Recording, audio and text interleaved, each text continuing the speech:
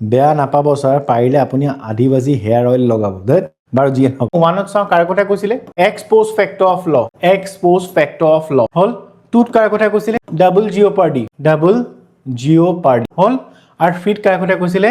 self ইনক্ৰিমিনেশ্যন মানে কৈছে expose factor of law মানে কাহিনীটো এনেকা একদম ধুনীয়াকে বুজি লোৱা কনচেপ্টটো হাল 9 কৈছে বেয়া নাপাব ছাৰ পাৰিলে আপুনি আদিবাসী তো সি মোক তেনেকৈ ক'লে মই লাজ পাই গ'লো ফৰ এক্সাম্পল নাই পোৱা নাই যেতিয়া মই লাজ নাপাওঁ তো এতিয়া মই কি কৰিলো মই অমিত শ্বাহক ক'লোগে অমিত শ্বাহ ডাঙৰীয়া গ'ল হোম মিনিষ্টাৰ ক'লোগে আপুনি এখন লোৱা না মোক যদি কোনোবাই টপা বুলি কয় তেতিয়াহ'লে আপুনি কি কৰিব লগে লগে তাক জেলত ভৰাই দিব মানে টপা বুলি ক'লে আপুনি তাক ফাঁচি দি দিব তো এতিয়া কি কৰিলে আমি বনাই দিলে কাইলে পাৰ্লিয়ামেণ্টত একদম যদি কোনোবাই টপা মানুহক টপা বুলি কয় তাৰ ফাঁচি হ'ব এতিয়াতো যোনে মোক কৈছে তো ইয়াৰ এতিয়া ভাল তাৰতো ফাঁচি হৈ যাব লাগে হয় নহয় কিন্তু নহয় কিহৰ কাৰণে সি যিটো সময়ত ক'লে সেইটো সময়ত তেনেকা আইন কোনো নাছিল আইনখন বনাৰ পিছত যদি কোনোবাই কয় তেতিয়াহে তাৰ হ'ব যদি ঘটনা হোৱা সময়ত যিটো আইনে যিটো কয় যিটো পানিশমেন্ট হ'ব তোমাৰ সেইমতেহে হ'ব আইনখন পিছত যদি আইনখন বনায় সেই বনোৱা আইনত যিখিনি পানিশমেন্ট থাকে প্ৰাৱধান থাকে সেইটো মতে তুমি কাকো শাস্তি দিব নোৱাৰি